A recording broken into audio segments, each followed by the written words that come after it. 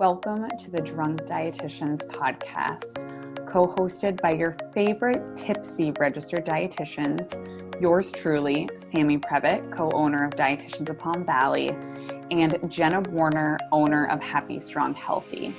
Us dietitian besties can't stand diet culture bullshit and love keeping it real. Our mission is for all humans to believe that they are made for so much more than chasing a smaller body. We are also here to share with you that food can be fun and pleasurable again. Although we're medical professionals, we are human too. We are not afraid to share our deepest secrets and how years of our lives were taken by diet culture. We started this podcast so no human has to feel alone in their journey towards food freedom. So grab your favorite cocktail and join us for our favorite casual happy hour and expect to laugh, cry, learn, and grow. Cheers.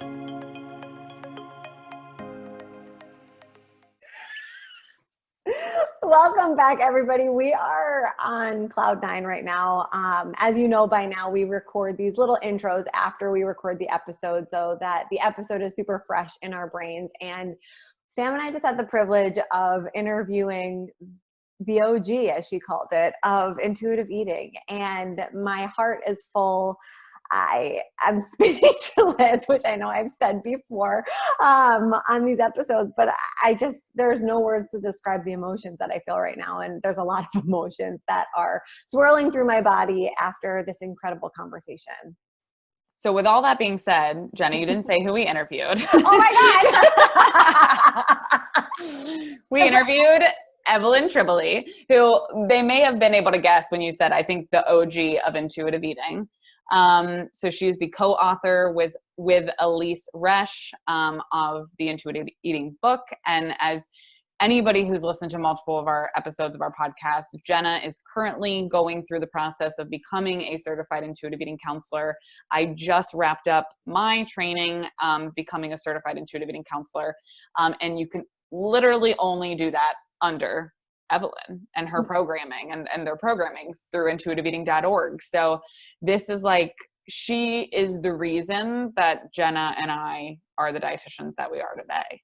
I'm going to cry. You already know I'm emotional tonight, but and also this is a Friday night recording. So it's been extra fun and just like a way to reflect on this week too. But like Sam said, I mean, we have both admittedly discussed how our practices did not start out this way. And hearing Evelyn's perspective on how that experience has shaped her and shaped us in our teachings now, I think was just, it brought everything really full circle to me, or for me, whatever the grammar is for that one. But I think that it's really important, everybody listening, whether you're a dietitian to be or not, that whatever experience you have with diet culture and wherever you are in your journey, if you can change your perspective, instead of thinking about it as lost time, which I used to do constantly, but to start thinking about it as an experience and as part of your story, but not the end of your story, like she kind of hinted at in different words in this,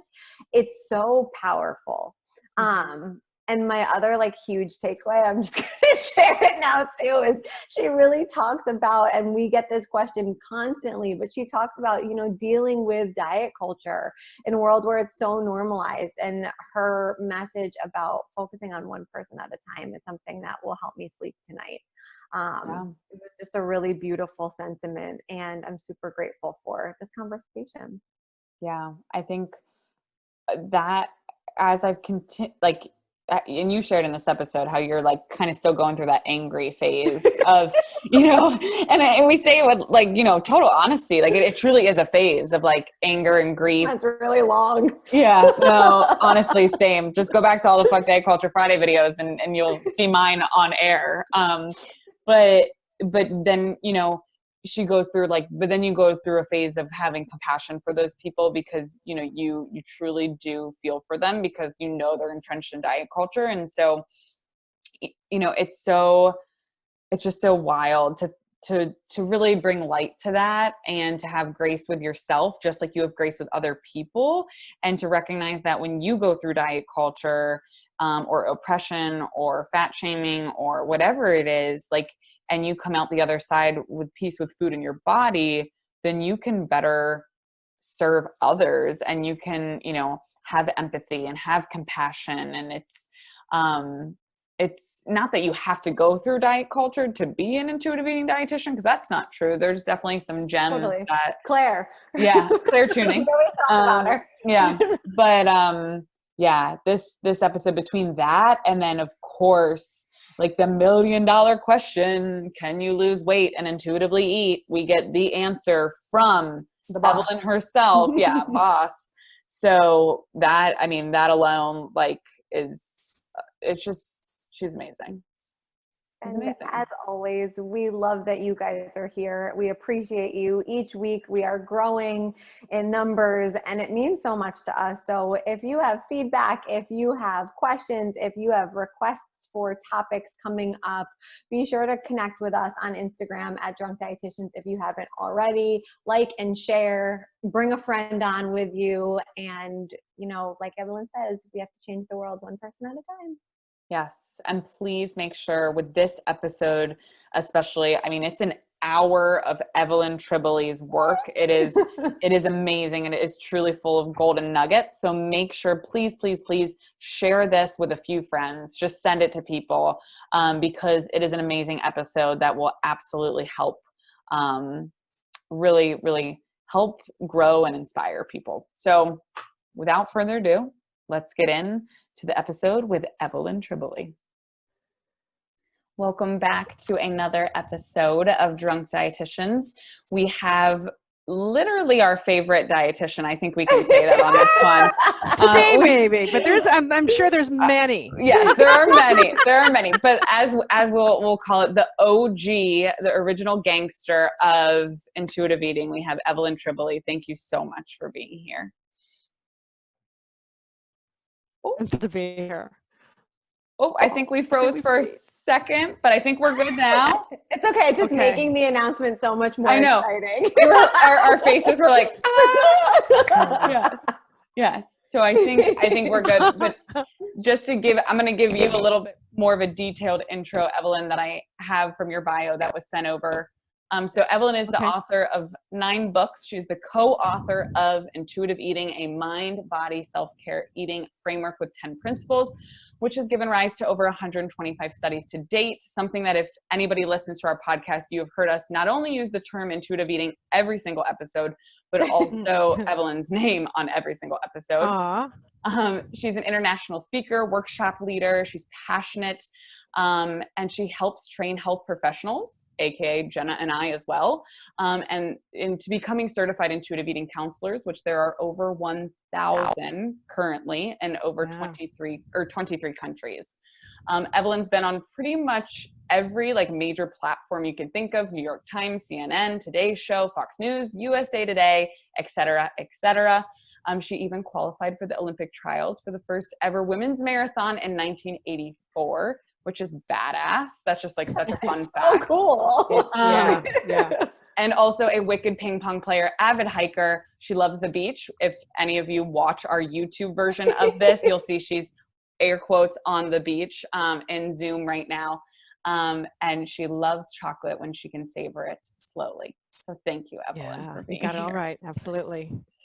I'm kind of shell shocked right now. I can't believe you're really here. It's so exciting. Of course I'm here. Yeah.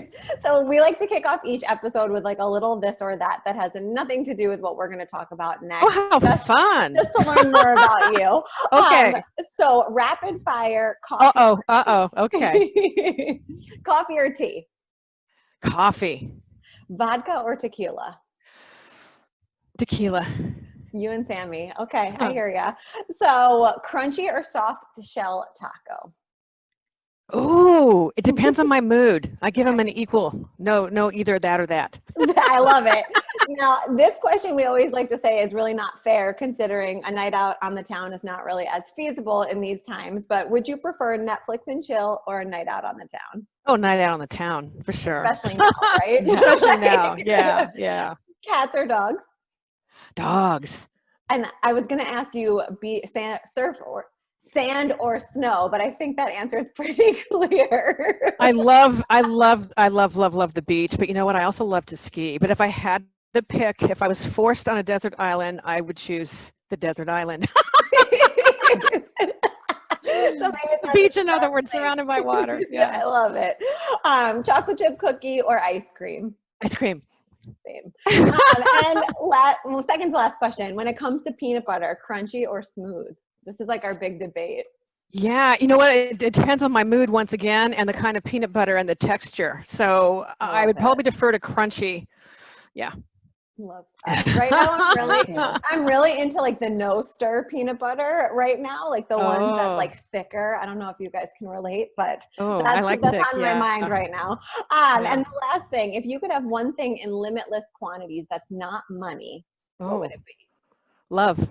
Oh, that's a beautiful answer. I love that. I love that. On this, I feel like we do have that in limited quantities, don't we? Really, we just need to access it and recognize it, bring it in, 100%. Embrace it. I love and that. Give it back out. Yeah. I feel like this show, it's either been love, dogs, or like chocolate is usually like the most common answers we get. So I love that you went that direction.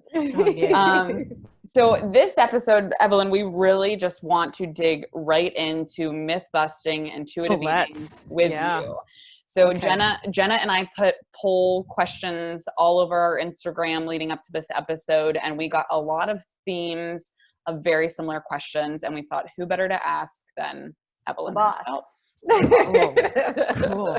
All right. So first up, but actually, hold on. I'm gonna turn back here before we get into questions. I'm going off kilter here, but I would love to hear for people that are listening who've never heard your story before. I know I've heard it a little bit here and there, but I would love, like, Evelyn, have you always been an intuitive eating dietitian, right? How did you get into this work? You can take 30 seconds or 30 minutes. How did you get to where you are today? You know, it's funny, I tell so many different slices of this story. And I might tell you the whole story in one chunk and be mindful of the time. So I'm going to tell you how I got first into nutrition. I love that part of the story, to be honest. So back in the day, because I've been around the block for a while, there was no girls track team. So I ran on the boys team. And so I was always looking at what can I eat to beat the boys? I want to beat the boys. And I did beat the boys, and I lettered in track. And I don't say that with arrogance. I say that with pride because I had to fight the patriarchy, because the coach didn't want to let me letter even though I met the criteria. So I had to go fight, and I won. Yay. And then went on into college and competed university track and cross country. And then, as you mentioned in the intro, qualifying and training for the Olympic trials marathon was just a slice out of history, because at that time, the longest distance women could run was only a mile. God forbid we pass out with vapors. I had finished. I was just in grad school, and this announcement came in, and I think this part of the story is really funny. I was so excited. It's like, I'm training, and I was training hard. And I remember my brother said to me, he goes, "Ev, you got to go watch Rocky. It's going to motivate you." I was like, I don't need to watch a movie to motivate me. I was already motivated. And when I was finally running in the actual competition, when you run a marathon, you kind of get into a pace, and you tend to run with the same pack of people, or in this case, the person. And we're talking, and as we're talking, she goes, "Are you like a politician or something?" And I said, "No, why do you ask?" And she said, "Because you're just waving at everybody." And I said, I know that this is really as far as I'm going to get. This is my version of the Olympics. I just want to enjoy every moment. And that just kind of speaks to how I take in life. I'm very passionate about it. So that was that's what got me all into the new. What really got me into intuitive eating was the story with Elise and I separately being in private practice and recognizing that even when dietitians, put people on sensible diets through food exchanges, it does not work, and it does not feel good. And so one of the things I like to stress, especially for the professionals out in your audience, is, we got trained in diet culture. I think I like to acknowledge that, because what ends up happening whenever I speak at conferences, or people just take my training on face value because someone else said, "You should take this," and they hear all this body of evidence that really goes against what you were taught. And that is, that dieting is not sustainable. terrible, dieting is harmful, and it's really, really a problem. They're like, what? That's not what we heard. Or people think that, oh, if a professional does it, it changes the outcome. It's like, no, most of the studies were done under medical supervision. And so it's like you've been hit on the head with a frying pan like in a cartoon, and you're like, wah, you know? And so it's a cognitive dissonance that Elise and I went through. It did not feel good. It's like, I just remember I felt this conflict all the time, and we thought there's got to be another way. And so we did a deep dive into the research, and then people kind of know I have this really I'm in touch with my inner geek. I love research. We also looked at what was going on in popular psychology. You know, Overcoming Overeating by Hirschman and Muncher was a really popular book written by two psychologists on this issue who were already talking about demand feeding.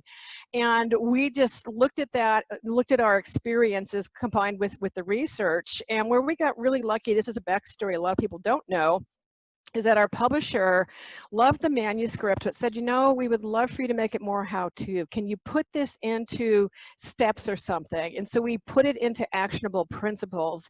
And what that made us so fortunate with is a few years later, Tracy Tilka, the researcher at Ohio State University, read the book, was impacted by it, and said, I wonder if we can define the intuitive eater scientifically, and so what, does it make a difference? And the answer was yes, yes, and yes. And because of her seminal research, she really put intuitive eating on the map and gave a tool for researchers to use to assess what is going on. And so we can say when we first came up with the model and the book, our work was research inspired, but now fast forward today, now we have the 4th edition out 25 years later, and we have over 125 studies and more that are underway now as we speak. And it has really stood the test of time. So it's becoming like, I had a publisher recently say, this is your life's work. And it's like, yeah, it actually is, you know. And the thing that's just so amazing is to be a facilitator and a witness to people's lives changing through this process. And then now that I'm training health professionals how to do this, is watching them bloom and blossom, because when you become a witness and a facilitator to this, your life also changes, and it becomes such a gratifying way to work with people. And, you know, and I get people ask me all the time, how have you stayed in this so long? How do you do this, you know, all this, you know, fight the fight? And I think because when you're witness to this, when you're witness to the transformation and also to the harm, it keeps you really grounded, even when you're getting, you know, resistance from diet culture, which is now so prevalent, unfortunately, in healthcare. You know, I'm deeply rooted, is what I'd like to say. The winds can blow, but you're not shaking out my roots. That. So, yeah. And this is also off kilter. Sorry, Sam, I'm veering from our questions. That's but right. You know, how do you prevent feeling disheartened by either seeing the people that you've mentored being smacked by diet culture, getting those mean comments, or, you know, the arguments, or, you know, just by people still causing so much harm within our field? Do you have any strategies? I do. And, you know, and here's the part, because can I just say, you guys are kind of the youngins in the field, and we're thrilled. Elise and I were thrilled that we have so many young health professionals coming in and spreading the word. So I think part of it is this: when Elise and I were doing this, there was 2 of us, and yes, there were also some fat activists and other people along, you know, marching on this drum of, you know, doing, we call it non-dieting back then. So we didn't. There's a foundation that began with, but there weren't very many of us.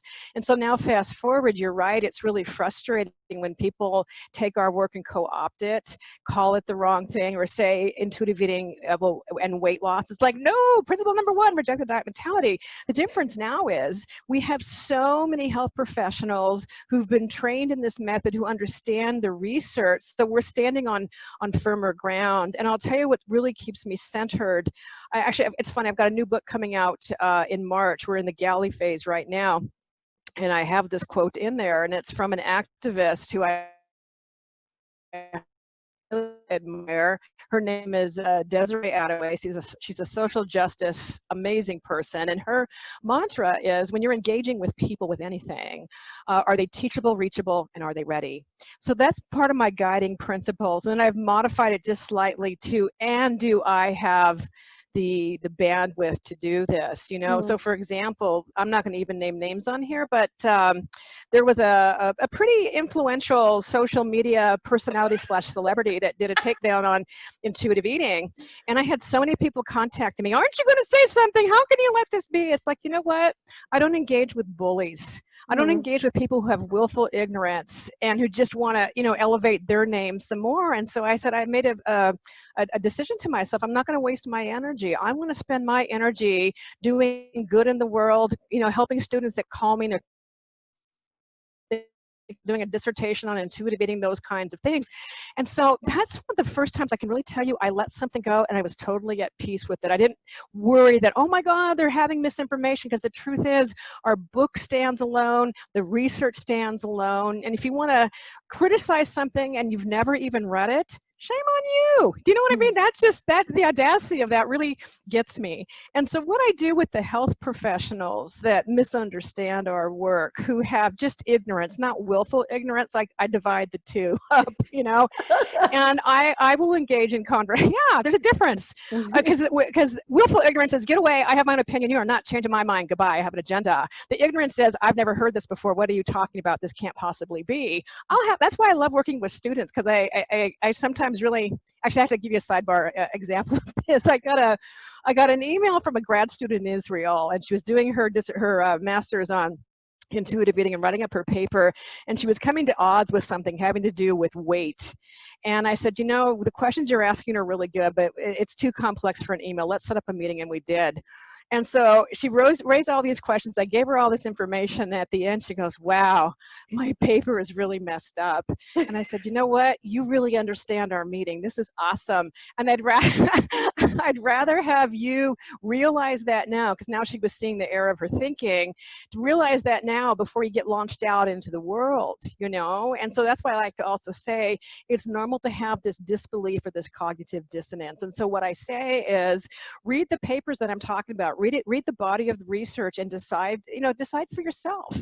I don't have, I wish it was that I could just say these amazing words, amazing facts, and people go, oh my God, thank you, of course, I'm changing just like that, you know? But I find it's a combination of hearing this research and having the experience of working with patients and seeing what really happens. And it tends to happen, if I was to give it a number, like around the 5-year mark. You know, when someone's, fresh and squeaky new, you can put anyone on a food plan for a year, I would say, and you're not going to feel the fallout of that. But as you start having some of these relationships, then it doesn't feel so good. And sure enough, what we see in the research world is that about 2 to 5 years is where you see the fallout from any of these so-called weight loss plans and so on. And, I think the other thing that really drives me, and this is a personal story, you might have heard this one, I sometimes tell it, I sometimes don't, but it has to do with my mom. So my mom, at the age of 64, was diagnosed with ovarian cancer. It's a horrible diagnosis because it was like stage 4, and she died subsequently 3 years later. This was many years ago, which is why I can talk about this without getting the tissues out. But on the day this diagnosis was happening, the confirmation of it, we were having this talk. I don't know why it was just me and my mom, because I have 3 other siblings plus my father. There's a lot of people, but it was just my mom and I in the room. And she's standing up and lamenting about all her years wasted on dieting. She turns around, surveys her body, and said, all I want to do is live. I want to be an old lady. And I'll tell you, when I think about that, it still breaks my heart, all the time wasted and spent. And the one thing I'm incredibly grateful for is, in spite of growing up with a dieting mom, it was nothing that she projected onto us kids. I'm grateful for that. And I also happen to have a mom that was very athletic and active. She was the ones like, you go on that boys track team, and supported me with all these things that I would do. But that, when you have those kinds of, I like to look at someone's relationship in their own past, whether they're a health professional or not, especially a health professional. What is the relationship you've had with your body and your diet culture history? And there's no shame in this. And I think if we can recognize we've all been impacted by it in some way, it's really profound. And now, because I'm of the age where I've got 2 little grandbabies, I think about the world I want to leave for them, and I do not want them to be impacted by this at all. And so one of the things I like to say to my patients who are just new and starting off with their families, either plan to have families or they have young kids, is, you can stop the legacy of diet culture in your family. The idea of stopping all of the culture is daunting, like you were suggesting. Oh my God, how do you still do it, But when you start seeing you can have an impact in your area of influence, you don't have to be a social media influencer to have that influence. It happens in your meaningful conversations and the relationships that you already have. And so I have great hope with that. I've seen a lot of change and evolving since that as well. And so, but we still have a lot of work to do. We have a lot of work to do. And that's why I come on to podcasts and have conversations, because there's someone out there that might be hearing this for the first time and go, what? Oh, There's another way. I don't have to be at war with my body and living in anxiety with constantly worrying about what I eat, how I eat, and all those kinds of things, So, yeah. Woo, long answer to a short question. No, that's that's perfect. And that literally answered one of our first questions was about like fitness influencers or, these social media presence or gyms that do these healthy lifestyle cleanses. I'm using lots of air quotes. But so we were going to kind of ask, how do you respond to them? But I think it comes back to, like you said, are they reachable? Are they teachable? Like, do they want to hear this? And starting with just who you can impact and plant seeds with goes so far. And it's so promising, I think, too, because with these RDs to be, like these young dietitians too, they are like, I would have killed to hear this message in college. Like, I wish. But I didn't have it until I was already in a practice preaching weight loss everywhere. And I was like, oh shit, now I gotta, go through this huge transformation. But I wanted everyone to see my mistakes so they can know, like, it's okay. Like, you have to have grace with yourself. So it's so great to see, we have a lot of dietitians in training or nutrition students that listen, that they're so interested in this and they don't know where to get the information. So, well, and I will tell you that I also find really encouraging. There are more and more universities teaching this, or actually I just agreed to give a talk at a university in the spring because I thought, I get to reach more young minds. Exactly. They want this to be in there. And so, to know that there's another way. We don't have to practice in this way. And I've had a lot of young dietitians thinking, oh my God, I got into the wrong career. But then they get introduced to intuitive eating. It's like,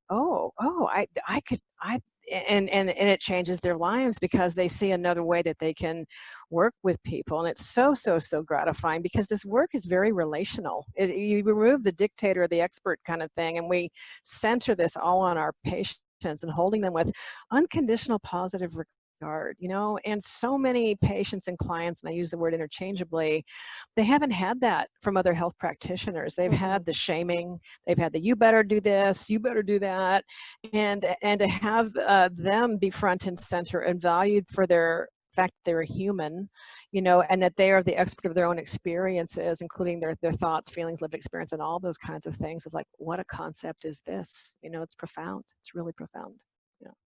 Hearing you speak gives me just so much emotions. I think that it's so comforting to just know just the positivity of where you're coming from, and the hope that we can change just one family at a time is just such a beautiful way to think about it. I definitely get lost. Sam is my mentor in this process, and we call it like the phases, and like right now I'm in my angry phase of like realizing what diet culture has taken from me, and the way that it's impacting the people in my life, or that I'm seeing it so much clearer, and it can be really emotional and exhausting when you have to explain yourself over and over again to the people that surround you so closely, and you feel like you're talking to no one. And then talking to you, I'm like, oh my God, this is so real. And then we get into conversations around boundaries, or what do you need to feel safe, that you don't have to constantly be,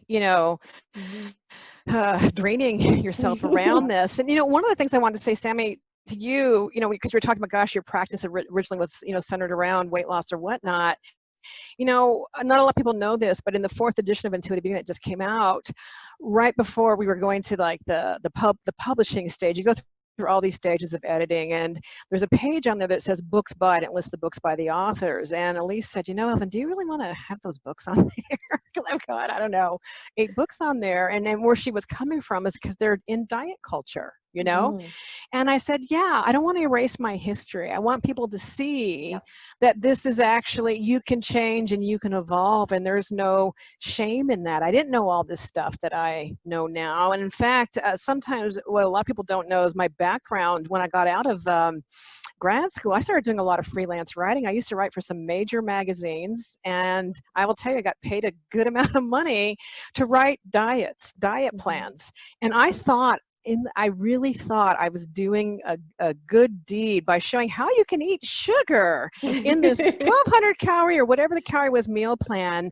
And then I had an epiphany. I'll never forget it. I got called by an editor to do a story, another kind of diet plan. And it was about losing 10 pounds in a week to fit into that little black dress from Christmas to New Year's. And I said, you can't do that. That's not ethical. And so I had this conversation, and that was when I realized, oh my God, all of this is not ethical. And that's the day I stopped writing those kinds of stories. But I did the before and after charts. Oh my God, look at how many calories you'll save, because it's really dramatic.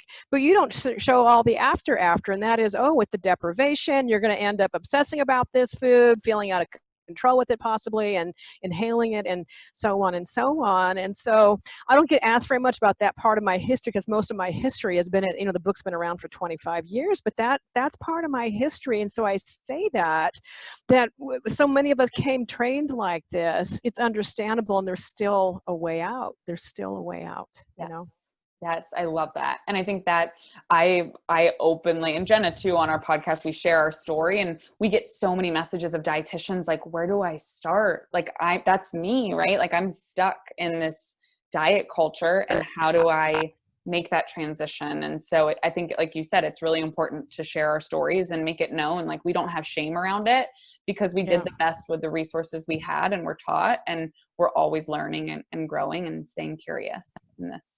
Yeah, and I think what makes it so challenging now versus 25 years ago when the first book came out, it used to be diet culture. It was just the weight loss industry, the fitness industry, and the beauty industry. And now we've got a really big industry that's added to that, and that's healthcare industry. And ever since it became, it's always been political, but especially I look at 2013, and that's when the American Medical Association asked their scientific task force, can we say body size is a disease? And they researched and said, no, we don't have enough data to support that idea. And the AMA didn't like it, and they said, vote, and then got outvoted.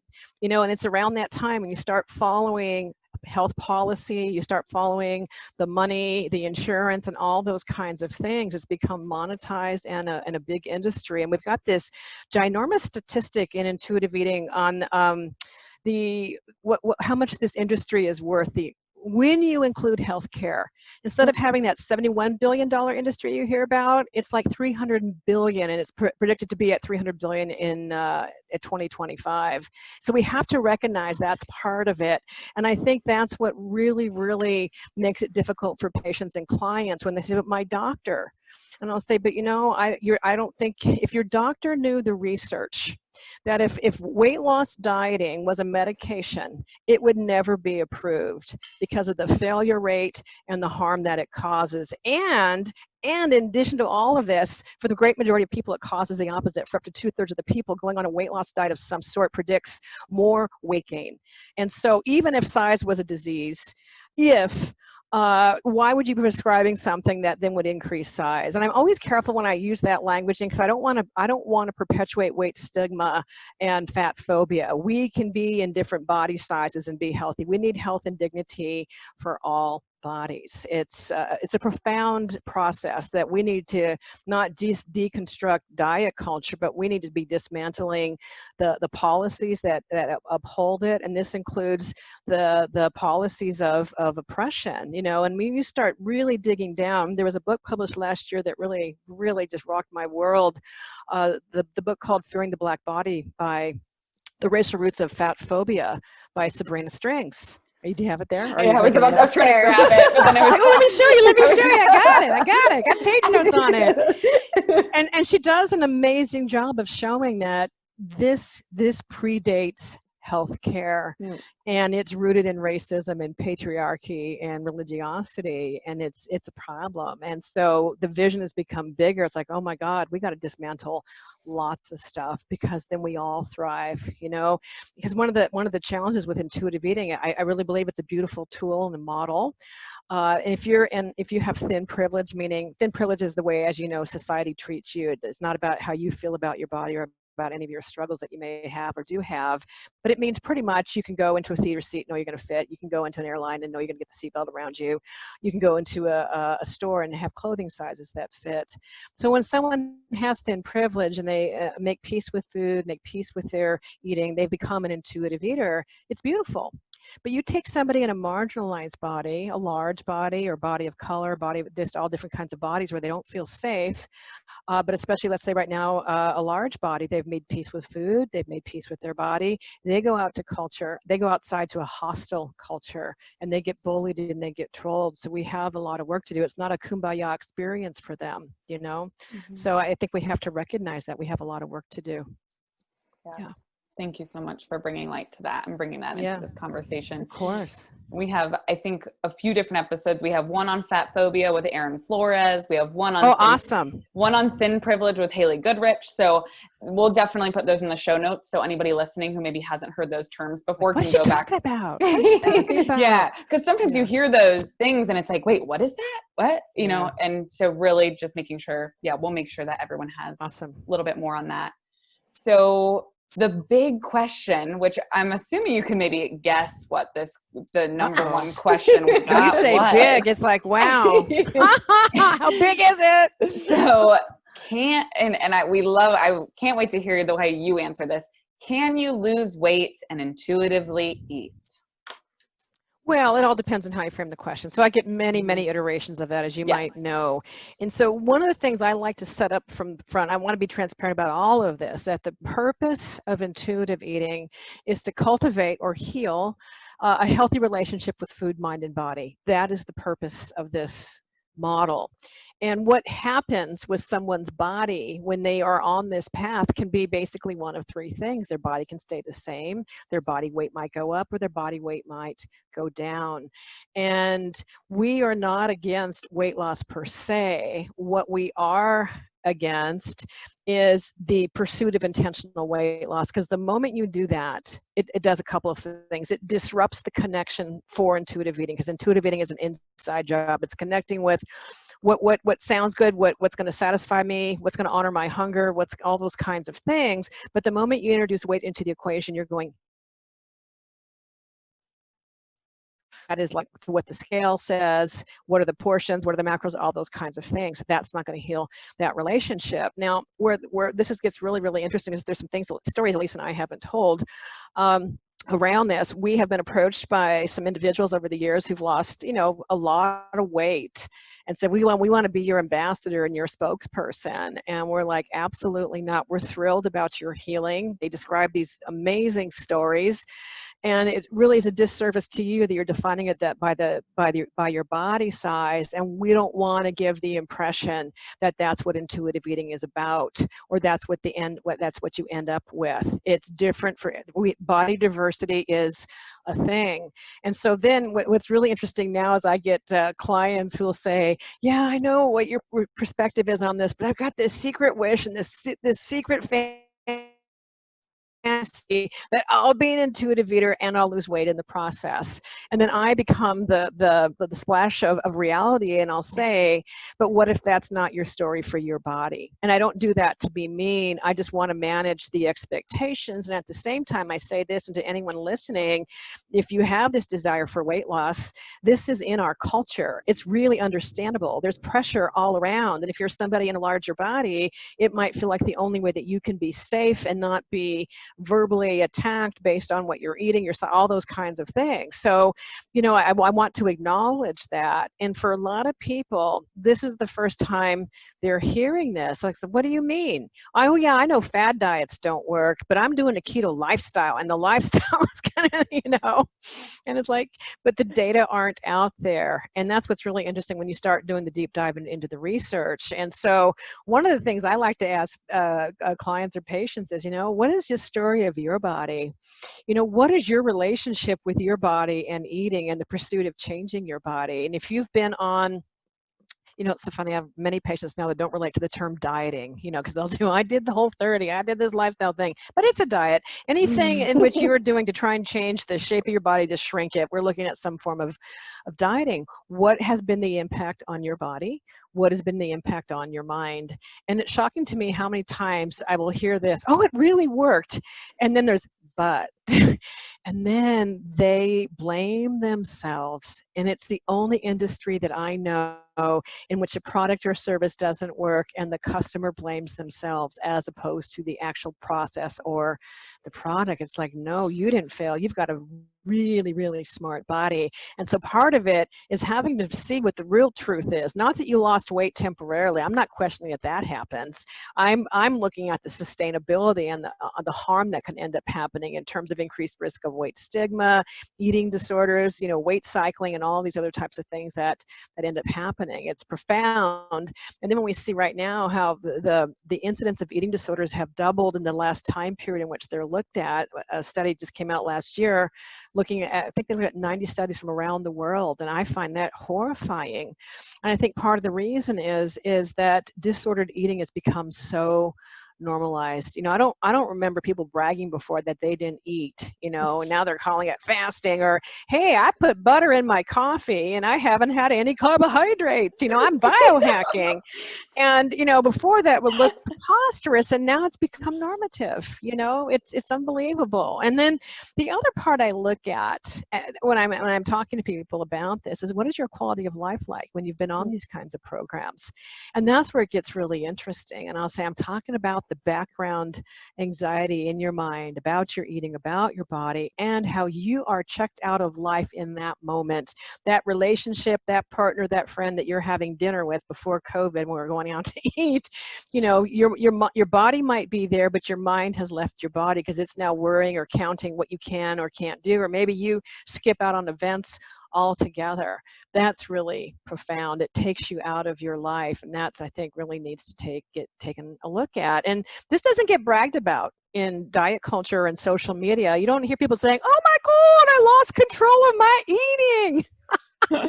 And I hear these stories all the time. I just had a patient say, oh my God, I was on keto and I got so constipated, I almost had to go to ER. I mean, I hear these kinds of stories, and there might be people listening, grimacing right now, going, oh, oh, oh. But these things aren't talked about, let alone glorified. You just see these little blips of pictures before and after.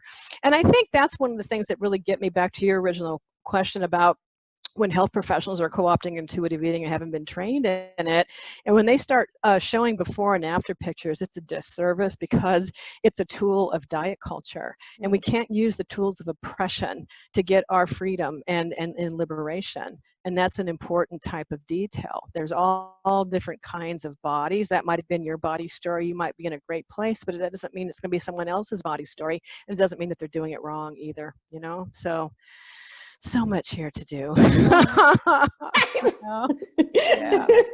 I love that though. I do. It's this work gets so deep because it is so relational. And once you understand someone's relationship just to their eating, let alone to their body, let alone to their mind, you know so much. It's such sacred space, and I think what ends up happening as people begin trusting their body in this process, and what I will say is every time you diet or every time you're kind of diet culture thing, it's a disruptor to trust. Yet, every time you honor hunger, you are healing with each bite of food. I find that incredibly I don't know, aspirational, inspiring, that each little bite can make a difference. You're saying, here, cells, I'm taking care of you. I'm feeding you. You're going to live, you know, because the cells don't know. It's just getting traumatized every time you intentionally start a diet. Biologically, your body doesn't know that. So there's this healing. And in this process, as people start trusting their bodies, they start trusting other parts of themselves, and their life begins to change. They're showing up for life. And it's just, it's beautiful, you know? So that's why, yes, I do get aggravated by the co-opting, but I know what the truth is. And so one of the things I say, if you really want to understand intuitive eating, then read the book, go onto our website. You want to read the research? I'll send you the research. It's all there. It's really there. And then if you want to pick it apart, let's have a conversation. I don't mind having conversations or having people say, hey, you know what? We think intuitive eating can be a little more accessible. Hey, we think, you know, I think that's a fair criticism. That is no problem with that. But when people start making criticisms on something they haven't read and they don't understand the psychology of something or the nuance of something, it can really be problematic. And that's why we started training and certifying health professionals many years ago, is to keep the integrity in the model, you know? It's so funny because I think in the climate that we're in this world right now, I like bucket things that are very personal to speak about, that are like no-nos at the family dinner table. And, you know, politics is one of them for me personally. And I've always put nutrition in that bucket because people are so passionate about their own beliefs, right? And, you know, I've always had this fear around sharing mine. And now I'm like, who wants to talk about it? But it opens up so much vulnerability that I think that if someone hasn't read your book and they have no idea what this process is, it's a big mountain to climb. And so if I could ask you, what would be for somebody that has no idea what intuitive eating is? Maybe they're listening to this right now and this sounds kind of foreign to them because they don't know from it. You know, what would be the first like tidbit that you would share? And I laughed because when you were sharing that previous thing in your course that I just took, you said, if you want to be confused by intuitive eating, look at the hashtag on Instagram. Oh, right. Don't do that. There's so much misrepresentation there. But what would be like, just like a little antidote about what this practice is? Yeah, you know, it's so interesting. It's such a straightforward question, and yet when I answer it, I'm always thinking about who am I talking to when I answer that question, and because I know you're asking this for your audience. So when I'm talking to a teenager, I'm saying you're the boss of you, and no one can tell you what to do about your body. You know, when no one knows how your body feels, what hunger feels like, and what will truly satisfy. And they're like, yeah, and they get into this righteous rebellion. When I'm talking to researchers, I start talking about interoceptive awareness and those types of things. And I'm talking to somebody who has, I'll give you some other examples. I'll just say it's a mind-body framework that helps you connect and eat in a way that's enjoyable. You know, who doesn't want to have joy? Let's bring the joy back in our eating. And this sounds like it's going to be a joke, but it's not. I was having breakfast with a bunch of Buddhists. I kid you not. A Buddhist breakfast. And I was new into this group, and they were asking me, what do I do for a living? And I remember thinking, what do I want to say to this group? And I said, I teach people how to enjoy eating. Oh, they like that, you know? So that's part of what it is. I'm not trying to be evasive in this, but I'm looking at, when you're looking at tidbits, what are some of those things? So let me give you your listeners some action steps. You can certainly go onto our website and read the principles. That's for free. There's lots of free information on the website. We also have a free community, a free intuitive eating community support group. It's peer-to-peer. We have about 20,000 people in there, and it's really, really active. That's another way to get some. I'm always looking for free resources, so that if you don't have the resources to even buy the book, there's things you can go to online. So let's go to the source, although you can get the book in the library and those types of things as well. And then sometimes people will ask me, well, what's one step I can take today, you know? And I like those kinds of questions, you know, and I think, well, gosh, there's 10 principles, and in each principle, there's many steps. But, you know, sometimes I might just start off with, and Elise and I have had many conversations on this because we're in agreement that, you know, satisfaction, aiming for satisfaction is really the hub of intuitive eating. You know, ultimately, under eating is not satisfying. Ultimately, eating way past full is not satisfying.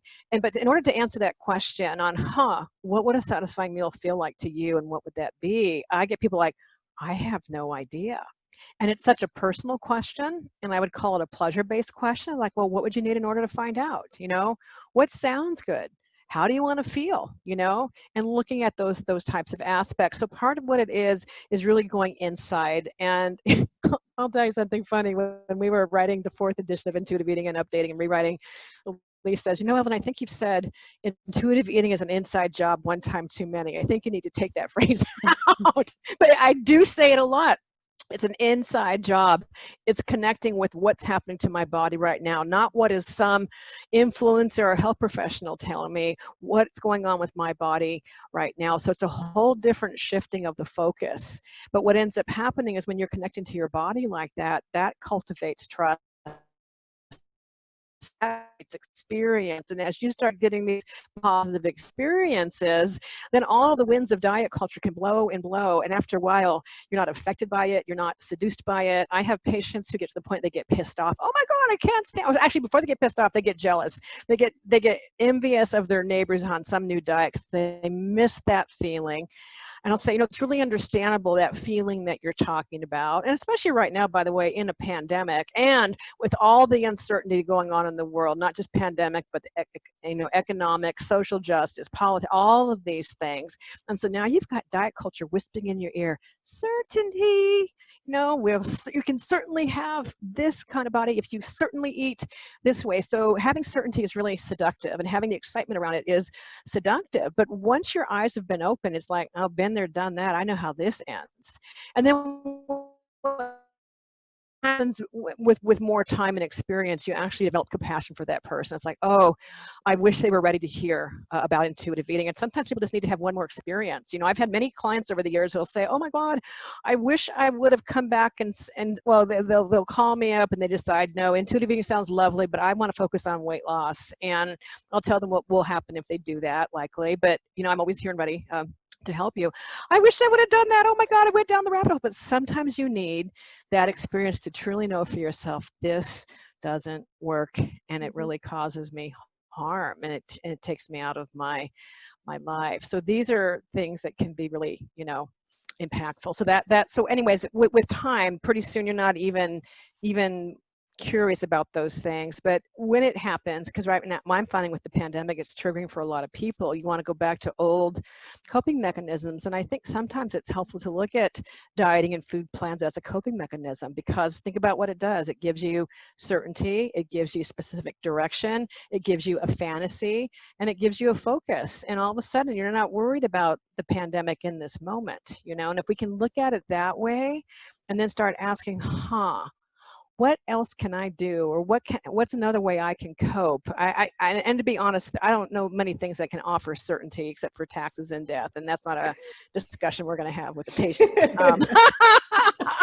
But looking at maybe what you need today to cope and tolerate with the situation. What do you need in terms of nurturance or even self-soothing and so on? We can start exploring those things. So when this happens, I tell my patients, they'll describe guilt and shame that they're thinking about dieting. It's like, let's get deeper and look underneath that. Maybe this suggests there's something you need that you haven't looked at, that in the past you've jumped into dieting, but now we have the opportunity to go deeper and we heal a little bit deeper. We can see what's underneath that, so it can be a healing part of a healing entry point, deeper and deeper. Yeah. Amazing. Well, I think it's all about, like we even kind of opened this conversation, just how the training in intuitive eating is so different than diet culture of, when someone would come to you and say, I want to lose weight, we were taught like, let me help you fix it, air quotes. And now when someone comes to me and says, I want to lose weight, why? Tell me more, right? Tell me, what do you really want? And digging deeper into that, I think is so beautiful. Yeah. And not shaming someone in because of their desire. And and by the way, I find a lot of the health professionals that I know that I train, they're not intentionally shaming. Sometimes the person is picking up on that. That's their perception. But we have to be careful, which is why I like to affirm it's understandable you have that desire in the culture that we're living in, but we need to look at what the cost is. What are the pros and the cons, Yeah, and absolutely. yeah, all of that. Yeah, absolutely. So we'll try to squeak one more question in. I was just gonna with say, you. should we ask her which one she wants to answer? Ooh, Maybe. wow. Well, I feel like these two can like kind of be blended together, and you can pick one, whatever you can get to. It's totally up to you. So we get a lot of questions, or maybe it's misunderstandings of, I have diabetes, I have high cholesterol, I have PCOS, I have hypothyroidism. Intuitive eating won't work for me because of medical needs or diseases or conditions. And then another one is meal prepping with intuitive eating. So if I, make my lunch, is that diet culture, right? So I would love for you to, however you want to approach those questions. Yeah, I'd like to answer both of them if we have time for it. So let's start with the meal prep. That's the easier one. And what I like to do is I like to look at what is the intention behind the behavior, and I have seen meal prep be used for self-care, that, and you save some money, you've got the meals kind of planned out. And so when you come home from work or school or whatever it is, it's almost like a no-brainer. And there's a real service in that for the person. And one of the things I like to say is diet culture doesn't get to claim something that's going to help you. And that includes, I've had patients feeling guilty because they want to eat salad for a lunch. Oh no, I'm going back to diet culture. It's like, you know what? Diet culture doesn't get to claim vegetables. When you're making peace with food, that means you don't have to explain if you're going to have a donut, if you're going to have a salad. But usually when someone asks that in the beginning, they have a fear, and the fear that they're heading down diet culture. It's not even what other people are thinking. They just remember when they're obsessed about vegetables or whatnot. And so that's how we look at what's the intention behind the behavior. And if after eating this salad, you're still hungry, are you willing to nourish your body? And if the answer is yes to that, then have the salad if it sounds really good. No shame, no harm on that. So what's the intention behind the behavior?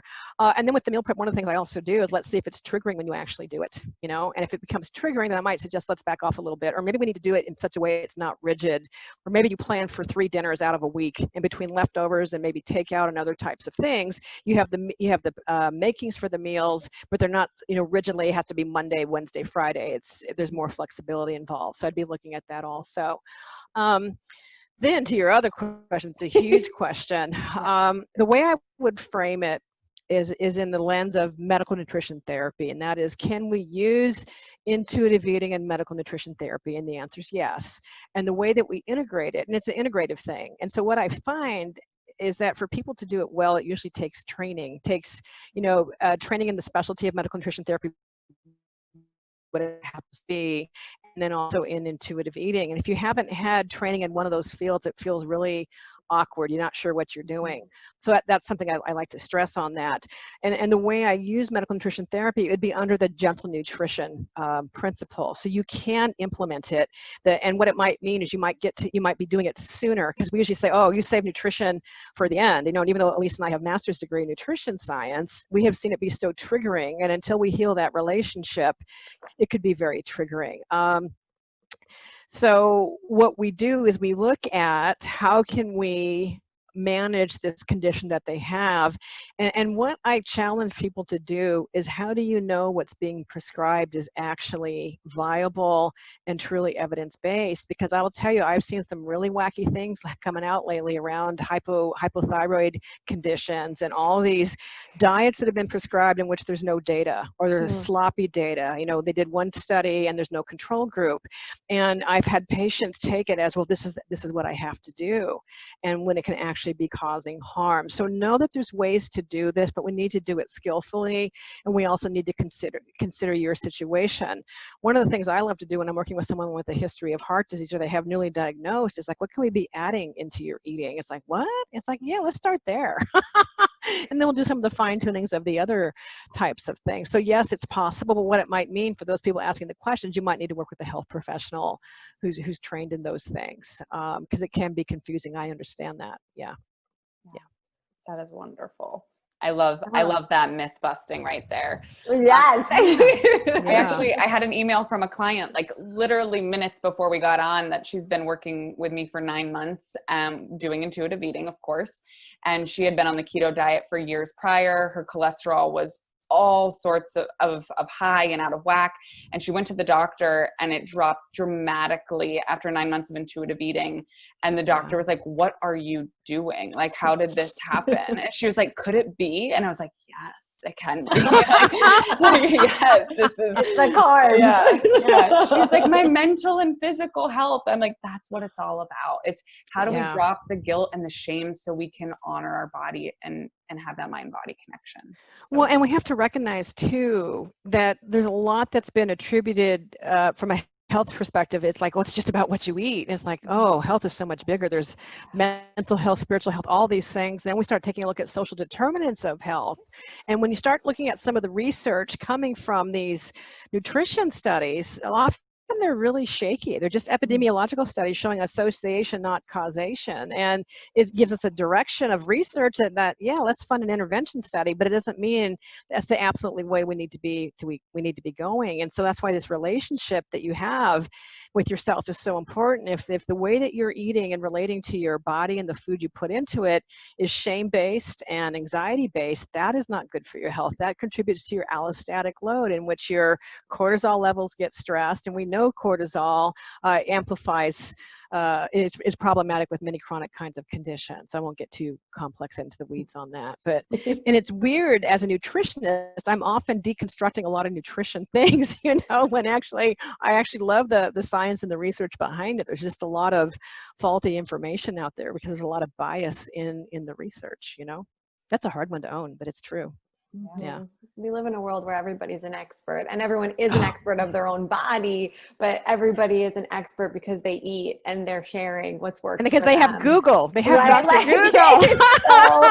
It's so hard. But, you know, and I will share, I was talking to Sam before we hopped on and recorded, and I was crying over a diet culture fight that I'm fighting currently right now, and just taking it so personal. And I think my biggest lesson from this episode right now, which I can't thank you enough for, is just recognizing that this isn't about me. This isn't about that person. This is about some things that are so much bigger than us, and one person at a time is what we need to focus on impacting. So thank you for that clarity.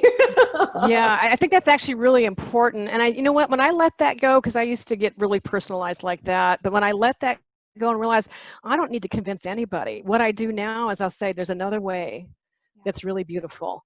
That there's some research behind. I'd like to tell you about it if you want to. You know, if you want to know about it, I would love to tell you more. I don't feel the need to have to go bop everybody on the head. It's like, you got to get your facts straight. And believe me, I've been there, done that. In fact, in my early days as a dietitian, I'll never forget, I got feedback from somebody who said, when you're answering a question, it's really important not to roll your eyeballs before you answer the question. So I guess they would ask me some question and I'd be like, oh my God, I wouldn't say it, but my eyes would. And so, you know, it's humbling. We all learn about this stuff. So just know that you're in it for the long haul. And, you know, another way that has self-centered me is that maybe a person needs to hear this 10 times, and maybe you're the first person, which means you're barely planting that seed, and other people are going to come along and water it, and someday it comes to fruition. You know, I'll give you an example because it's not that old. I came onto Instagram about 2 years ago. I had no intention of being on Instagram. I, to be honest, had no interest in it. I thought it was a Kardashian thing, but I hired a marketing person, said, you really should get on there. And I was blown away by the people who are already really into intuitive eating. It's like, oh my God, all these seeds, they've been growing. They've been into fruition. It was so exciting to see. You know, it just blew me away. It humbled me. I saw some of the good that can happen with social media, so I've changed my attitude about that. You know, so I can personally say and speak for Sam as well that you have changed our lives for sure. Aww, you and Elise, and I truly mean that. And this was like, we want to respect your time, but this was such a gift. So thank you for giving us your time tonight for us, not for you, the afternoon for you. But truly, for anybody listening that could possibly not know who you are at this point, can you tell them where to find you? Well, sure. You can go to our website, intuitiveeating.org. If you want to go to my personal website, it's evelyntribole.com. And you can find me most active on Instagram at Evelyn Tribole. That's probably the most straightforward way. Yeah. Amazing. Well, thank you so much, Evelyn. Yeah. Guys, thank you so much for listening and being here with us. I am virtually cheersing all of you. We absolutely loved sipping on a cocktail with you and sharing as many nutrition tipsies as possible during this episode. We know there are a ton of pods out there, and we are so appreciative of your time that you spent listening to us today. Please be sure to check out the show notes for episode details and all of our guest information. We promise to keep bringing you the best and the most knowledgeable and fun guests we possibly can. Please be sure to subscribe, like, share, and post if you enjoyed our content today. And visit us on Instagram and Facebook at Drunk Dietitians to find out what is up next for us on the pod. We absolutely love you. We appreciate you and can't wait to spend more time cheersing with you soon.